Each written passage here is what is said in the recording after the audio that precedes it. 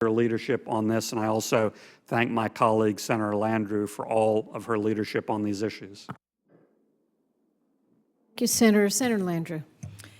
Thank you, Madam Chair. I have a long and very detailed report for the committee. I'd like to submit it to the record and try to, thank you, summarize my remarks in the 5 minutes provided.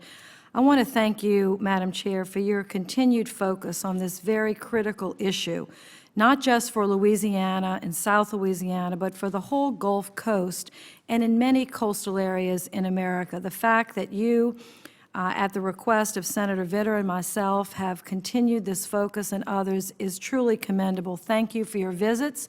Thank you for flying over the wetlands. Thank you for walking the levees. And that hands-on approach, I think, will be very valuable as we move forward. I want to speak just for a moment about the bigger picture, as Senator Vitter has outlined some of the specifics about the project before us. But I want to say that discussing the status of hurricane protection and critical coastal restoration underway in South Louisiana is of extreme importance. This area, Madam Chair, is one of the most unique and fragile delta landscapes in the world, a landscape that drains over 40% of the North American continent. Positioned at the mouth of the largest and most powerful rivers in the world, coastal Louisiana and the Delta hold a tremendous bounty of natural and human resources. Our coast is a working coast that contributes 90% of America's offshore energy production, 30% of overall oil and gas supply, and 30% of its seafood in the lower 48 states, not counting the navigation and that comes into this as well. But the coast is in a state of crisis, losing 25 to 35 square miles of wetlands per year. And as we've pointed out number of times on the maps, Madam Chair, putting dozens of cities, not just New Orleans, but dozens of cities, suburban areas, mid-sized cities, and villages and agricultural communities at risk. This committee bears an immense responsibility to the nation as it relates to flood control and the ecosystem. I thank this committee for its work primarily through the Word of Bills, and we look forward to working with you on Word of Bills in the future. But as you said, Madam Chair, we have a long way to go. We are not nearly where we need to be. We have got to change our direction.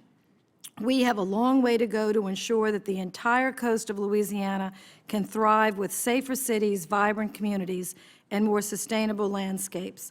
Of particular concern today, as Senator Vitter pointed out, is a decision by the Corps of Engineers to proceed with a plan for storm surge protection that will neglect a critical piece of the puzzle, in my opinion. The greater New Orleans area averages one of the rainiest cities in the United States. The heaviest and most intense rainfalls occur during hurricane season. If Hurricane Katrina taught us anything, we must coordinate and manage our outer hurricane protection with the interior drainage and flood control of the city. If we fail to properly design this system, we will fail the people of New Orleans and the region again, and likely repeat the same mistake that killed over 1,400 people in Louisiana and brought a major American city to the brink of collapse. I urge this committee to take swift action to address the concerns of our state, the City of New Orleans, Jefferson Parish, and the New Orleans Sewerage and Water Board. You will hear from them later, but let me go on. While the subject today is focused on this project, I want to say that we need a new direction. The piecemeal approach that we have used for over the last really 40 or 50 years is what I now call a patch and pray model. Madam Chair, this model has failed our nation. It failed the people of New Orleans and our region. It has failed South Louisiana. Our coastal communities can no longer afford the backlogs, the delays, the inefficient process of overlapping and confusing federal authorization and delayed appropriations. We must build a better model. We must move in a new direction. We must find a new way to focus our efforts at the federal, state, and local level so we can construct the best water infrastructure in a more natural landscape that keeps communities safe and strong. I went in search of a new model, Madam Chair, and I believe that I found one, not in its identical form, but in the Netherlands with EPA Administrator Lisa Jackson and members of your own staff. What we learned from the Dutch model, I believe we can learn a great deal. I won't go into the details. They suffered a catastrophic flood, but through reorganization of professional water management districts, by securing a permanent funding source and the gathering of political will, and planning, Madam Chair, not just for 6 months or a year, but for decades. They're now planning almost for centuries. How refreshing. This is what our government needs to aspire to. I know that my time is at end, but let me just conclude with this. I'll give you another minute to close. Thank you. Let me just conclude with this. What I learned in the Netherlands is that people can live safely and securely below sea level and near the water. What a novel idea, because many people in America, Madam Chair, including maybe some members of this committee, don't believe that people can live safely below sea level and near the water. Well, we have a problem since we have 20 million or more people living below sea level in America, maybe more, it's a rough estimate, including in the Sacramento Valley, as well as 50% of the American people living within 50 miles of the coast. We need a new model. So that is what my testimony is about today. I'm going to supply some more materials from the ongoing dialogues with the Dutch. The Dutch Deltaris Institute, I believe, is the finest in the world. And I believe this committee, under your leadership, Madam Chair, can provide the extraordinary leadership necessary to change direction, to seek a new model, a safe model, not just for Louisiana and the Gulf Coast, but for coastal communities throughout this nation. And I pledge to work with you and your committee every step of the way in a bipartisan manner to accomplish this. And again, I thank you very, very much and look forward to the testimony, and I will be staying to hear the specifics on the proposal pumped to the river today. Thank you. Please join us right up here. And I'll come back. Go ahead. Senator Landrieu. Thank you. I'd like to follow up on that excellent line of questioning by Senator Vitter, because it is not just puzzling, but it's aggravating, frustrating, and frightening, actually, General, to the people that we represent, that whether you're a lawyer or not, this is written in pretty plain vanilla English. And we're having a hard time understanding, as you can just see, why the language that we've read and reread continues to be blocked by the Corps of Engineers when clearly the language says that option 2 is legal. Now, I think Senator Vitter in his line of questioning proved that point, or is authorized, but let me ask you this question. What amount of study funding do you think is standing between you and doing option number 2? What is the general amount of study funding? To study option 2 or 2A would be about 15.8 million. 15 million to do a study? That's correct. Okay, now we're spending 14 billion on a project, so relatively speaking, 15 billion would not be that much money, but I think that people would argue greatly with you that it would cost that much money. But even if it did cost $15 million, in light of the billions of dollars that we're spending, it might be wise to conduct such a study, particularly because we think we've already authorized a different approach. Would you agree to that? No, ma'am. I believe that the funding that was set aside by Congress was to look at surge. I didn't ask you that. I said, would you oppose additional funding? Let's not get focused on whether it's 5 million or 10 million or 15 million to do the study. Would you or the Corps oppose an additional study if it was required to try to reach a better option? If it was, Senator, if it was funded by Congress, we would proceed with the study. Okay. Because I want to say that I believe the language is very clear, and I believe that we've already authorized you to choose option 2. I believe that it's very clear. But if it's not, Madam Chair, one way forward, if it's determined ultimately that it's not, one way forward is to reauthorize a study, fund it, and move past this issue. Because let me get to the heart of the matter. Senator Vitter used the bookcase analogy. I'd like to use a brake analogy on an automobile.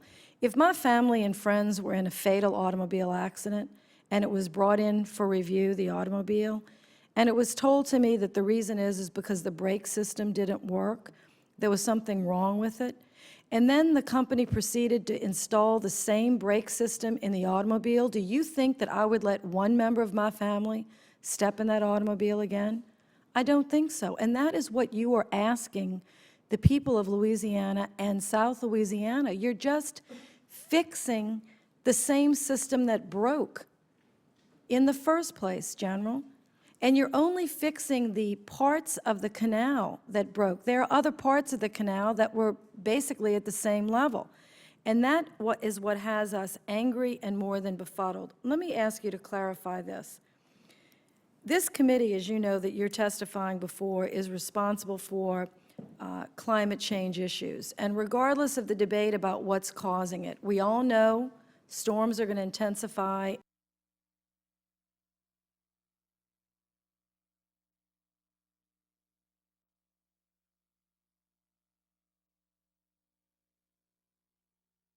And levels of sea level are rising. When you said that the people of New Orleans were now building a system for the region and Jefferson, St. Bernard, Plaquemine, and Southeast Louisiana, under the system that you plan to build with the money that we've given you, is a 1% chance per year. What does that mean for someone's lifetime? Could you translate that to lifetime, assuming someone lives 80 years? Is that an 80% probability that they're going to be in their lifetime catastrophically? I mean, what is the 1% a year? Explain that in a lifetime to me. Yes, ma'am. If I could just go back to the brake analogy, and then I'll get to that. Certainly, what we have put together in the past was parallel protection for the city. What we're looking at now is perimeter protection for the city. So we're putting in a different type of brake system to follow the same analogy. I'm not quite sure. I'm not quite sure of Well, what. I don't necessarily agree with that, a different kind of brake system. You're putting in the same canals. You are basically building, because you've testified that you're not modifying. You've testified that you're basically constructing the same system. And you're just hoping that the coordination that you might put into place with the Sewage and Water Board, or you're in the process of putting into place, works. But if you backed up from it, talk about this 1% chance in a year. What comfort does that give the people of our region that there will be no catastrophic flooding in someone's lifetime? Yes, ma'am. And just back to, we are putting closures out in front of the canals, which weren't in place prior to. I don't know what an 80-year plan is, but I do know roughly what it is on a 30-year mortgage, and you've got a 25% chance of flooding in a 30-year mortgage. It's 1% chance of flooding on any given year.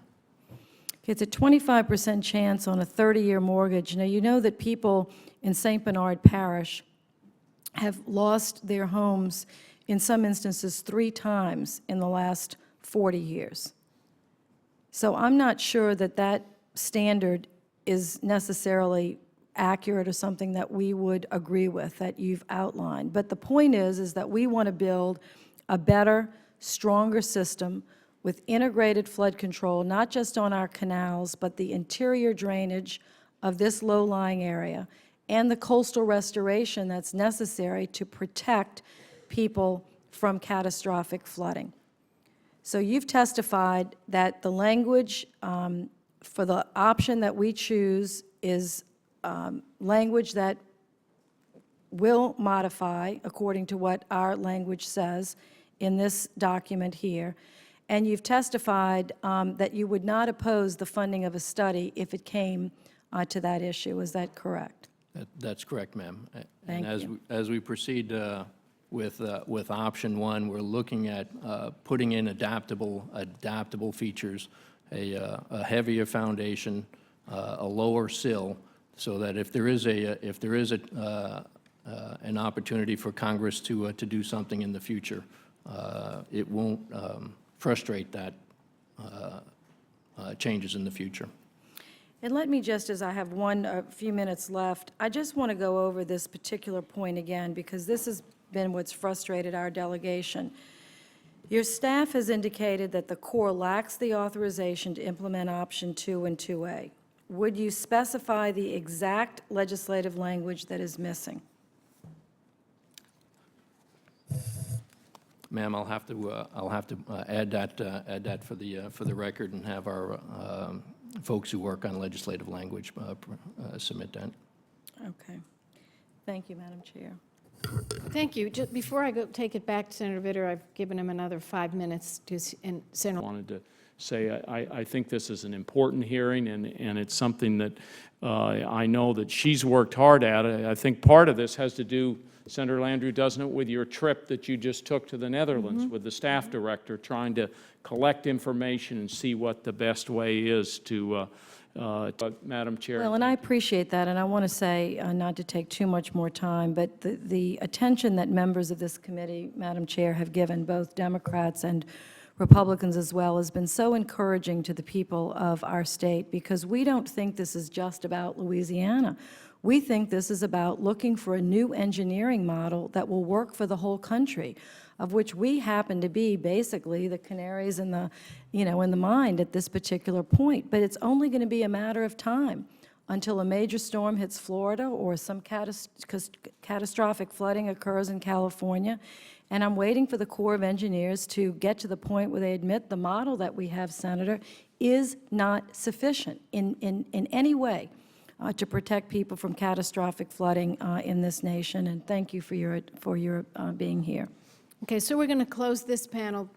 Well, Senator Vitter's questioning has brought some other questions to our Senator Landrieu. So why don't you take 5 minutes and then we'll Thank close. you. It'll really just be 2 minutes. Are you aware that in expert testimony before the courts general on the issue of damage related to this storm, that it's been identified that there was $40 billion worth of damage caused by the failure of this system? I'm not familiar with that. Well, the record will reflect that, and it perhaps may be in the testimony, but $40 billion of additional damage was created by the failure of this levee system. So when Senator Vitter and I keep pressing for the best, the best project, this is why. We can't afford another $40 billion or $50 billion or $80 billion mistake. And, pinching pennies to be, penny wise but pound foolish is the point here. So, and I just want to ask the final question. You say you talked with the Sewage and Water Board. We're at a point, middle of the storm surge, perimeter protection, the gates come down.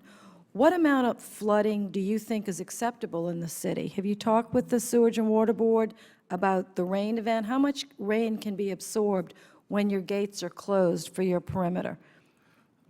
Do you know that? Can you testify that to the record? Is it 2 feet in Broadmoor, or is it 5 feet in Broadmoor, or is it 3 feet in Mid-City? Or how much rain can we absorb with your gates closed if the storm sits over the city, as it has not done in either Katrina or Gustav, but it's done in our lifetime in other storms?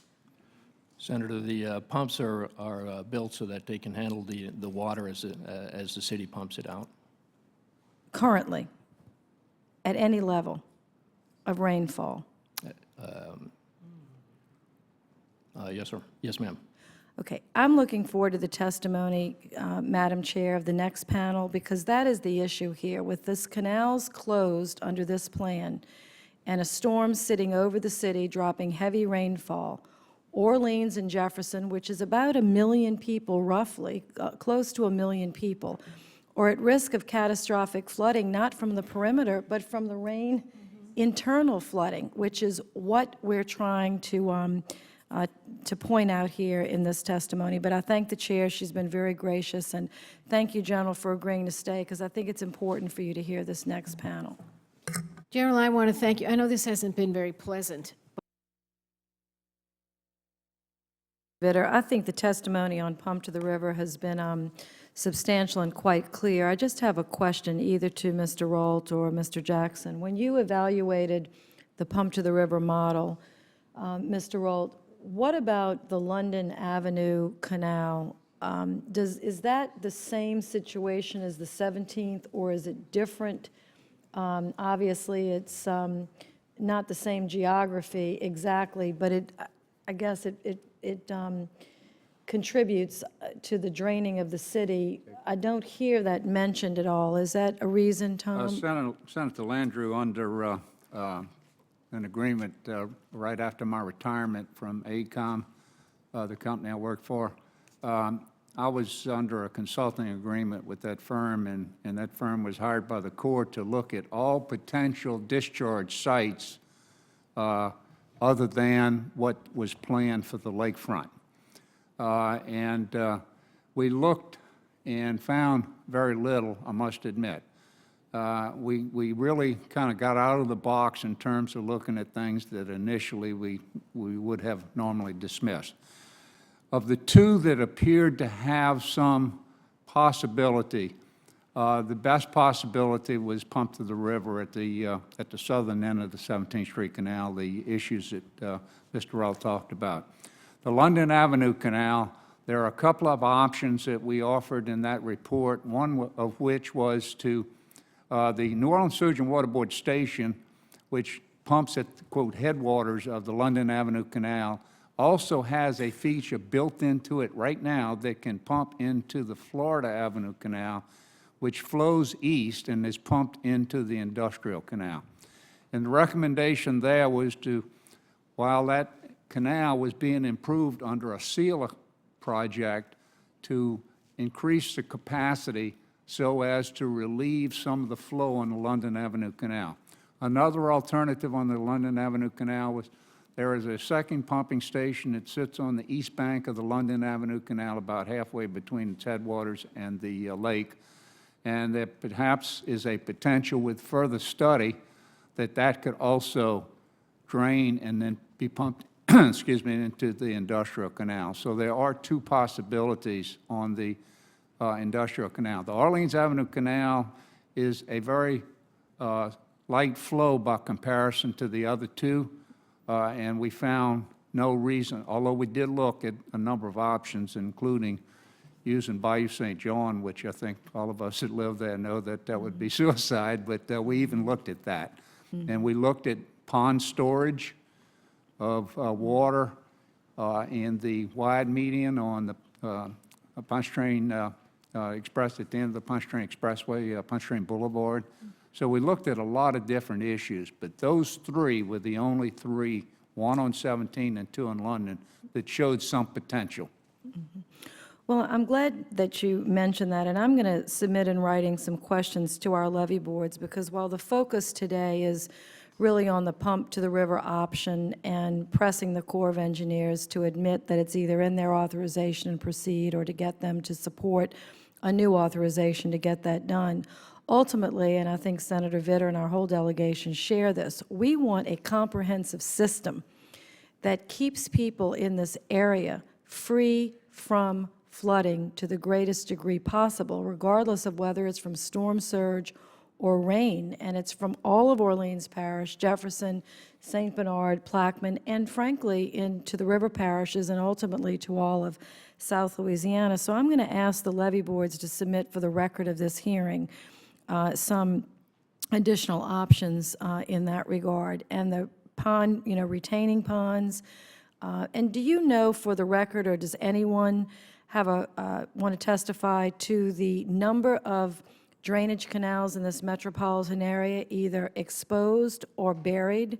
Do we even have a comprehensive number that we talk about to the public? When you say the public should be made aware, this is part of the public becoming aware. Do we have a universal number that we agree to? I'm sure the Sewage and Water Board could give us a record, as well as Jefferson Parish and, of course, St. Bernard Parish, but it's in the hundreds of miles. Well, I'm going to ask for that to be submitted, because it's important for our community, but also for the nation, to realize while the focus has been on the 17th Street, the London, the Industrial, I don't want anyone to think there are just 3 canals in this region. That would be a huge mistake. And I think getting on the record of the complexity and extent that we're talking about. So, Mr. Jackson, if you would try to do that at your time, I would appreciate it. And if the Corps could be of any help, on that, even though you're not yet exactly focused on internal, which we hope to get you more focused on. Mr. Jacobs, a question I've wanted to ask you for a while. The report, I understand you all have been doing this for quite some time. National Economy of Engineering, you said it was 1860, what was it? 18? The National Academy of Sciences was established in 1863. 1863. All right.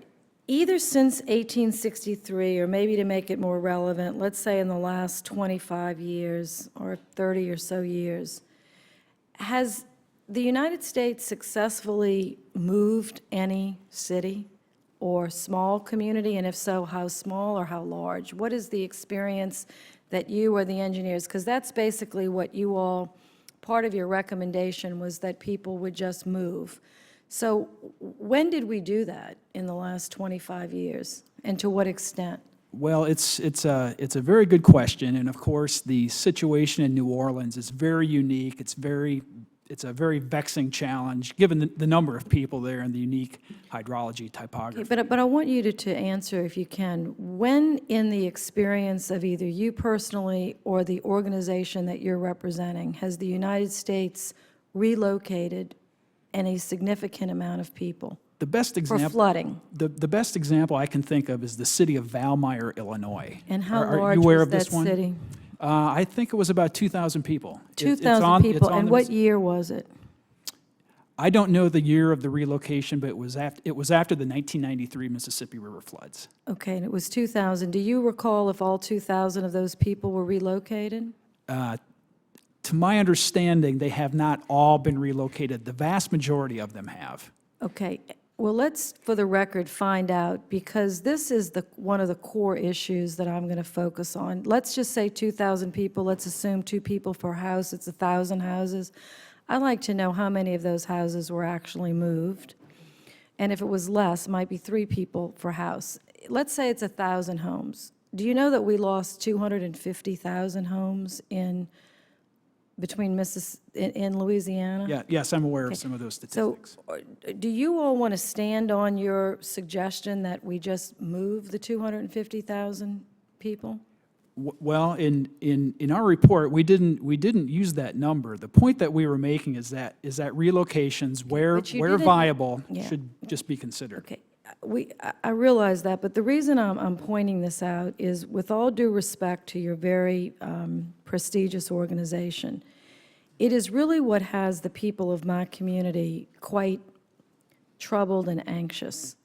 Because if you start from throwing out just an idea that, well, one of the solutions is that people can just move, and you only have moved 1,000 homes at the most in the last 25 years, and we have 250,000 plus that need to be protected, it just leaves us really like scratching our heads, because we're searching for another more realistic, cost-effective, in-the-real-world solution, which is building levees and internal flood control and restoration of wetlands and diversion projects that will help the people of not just this delta, but all over the coast live safely.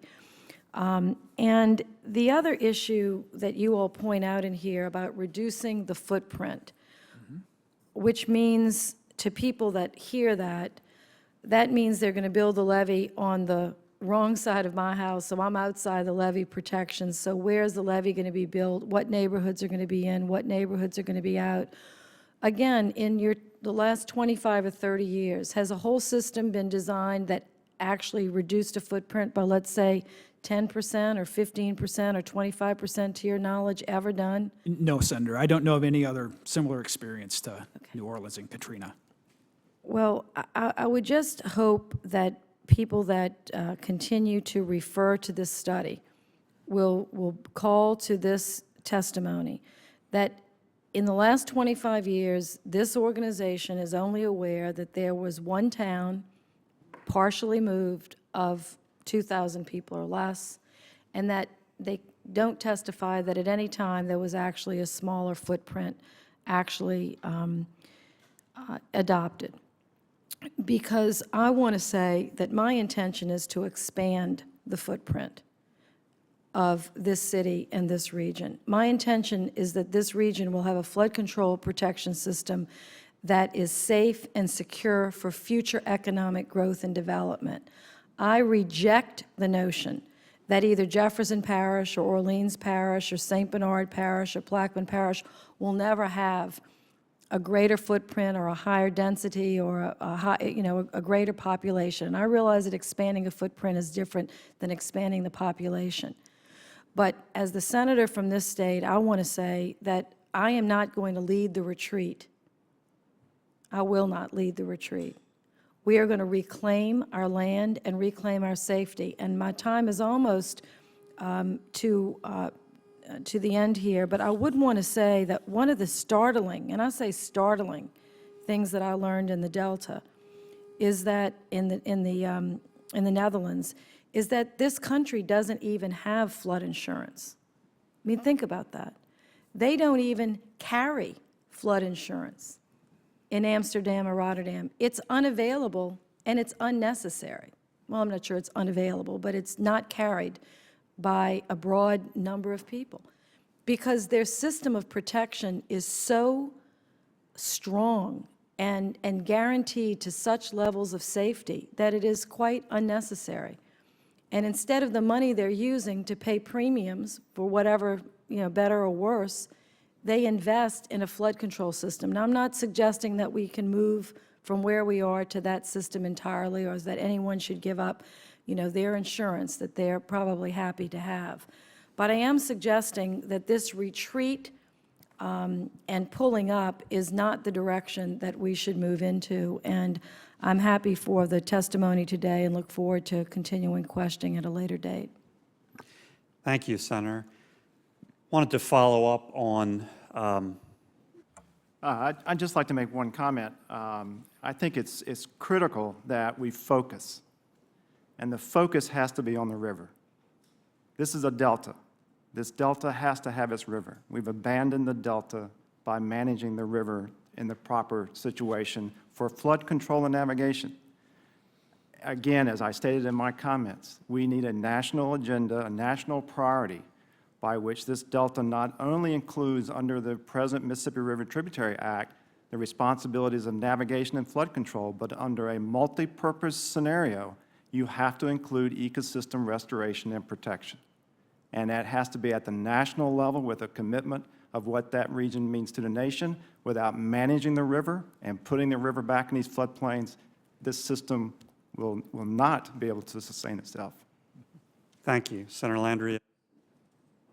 Just very final. I just would like to close by reading again into the record what the language clearly says about the $3 billion that we allocated in this Congress with a tough battle, a hard-fought battle, $3 billion, of which $530 million is focused on this project. But to the Corps of Engineers that's still here, I want to read the controlling language. It says to provide hurricane and storm damage reduction and flood damage reduction in the greater New Orleans and surrounding areas, $530 million shall be used to modify the system that we clearly saw in front of us was not functioning correctly, resulting in the damage, catastrophic damage, and the loss of 250,000 homes.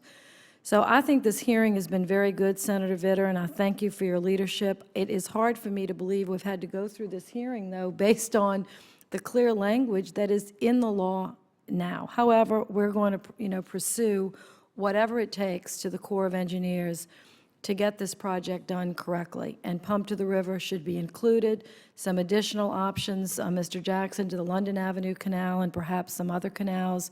Dr. Twilley, thank you for your comments about the coast and the urgency of moving towards better management of the river itself to help with this project. And Mr. Perrineau, your focus on the comprehensive nature. And I'll finally end with the requirements of a comprehensive plan. I'd like to just ask you all, particularly Mr. Jacobs, Mr. Prone, and Mr. Twilley, are you all familiar with the Dutch model, And while I know that our situation is somewhat different in many aspects, we're a much larger country, they're much smaller, they have 16 million people, we have 4. Their whole country could fit inside of, the bottom third of Louisiana. What similarities do you see, and what are the 1 or 2 things that you think we could really appreciate from the Dutch model? And I ask you to be very brief, 30 seconds or less. Mr. Jacobs. Thank you, Senator. I will be brief. I think the one point I would note is the higher level of flood protection for urban areas. Is one every, 10,000 years?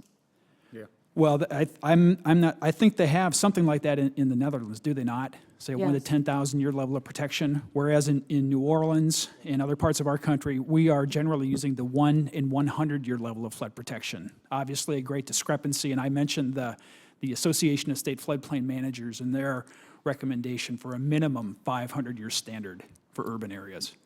Mr. Perrinon? Yes, Senator. While not immediately familiar with the entire Dutch system, I will note that my experience has been that they have taken on a perspective that they have to live with water. They understand the implications of trying to necessarily control water, and in fact, I believe have launched a recent campaign about educating their citizens and looking at that from a water resource perspective, that the government structure is such that it understands that the commitment they've made to structural flood protection is extremely demanding from a financial perspective and has no guarantee of sustainability long into the future. And they've started to look at other methodologies through which they can accomplish significant long-term sustainable flood protection that include better water resource management from a comprehensive perspective. And Dr. Twilley? Simply a national mandate. It is, it's evident that they have a national priority of protecting the coast. And with that, they marshal, as you saw at Del Taurus, some of the top engineering and science and coastal science related to these new principles of which they call give the river room, in which they actually try to combine engineering design with the ecological and coastal realities. And I think that comes from the national agenda and national priority, and they put the fiscal resources into it to achieve it. Thank you. Thank you, Senator Bill. Thank you, Senator. Thanks to all of our witnesses. Just to summarize, my personal goal coming out of this hearing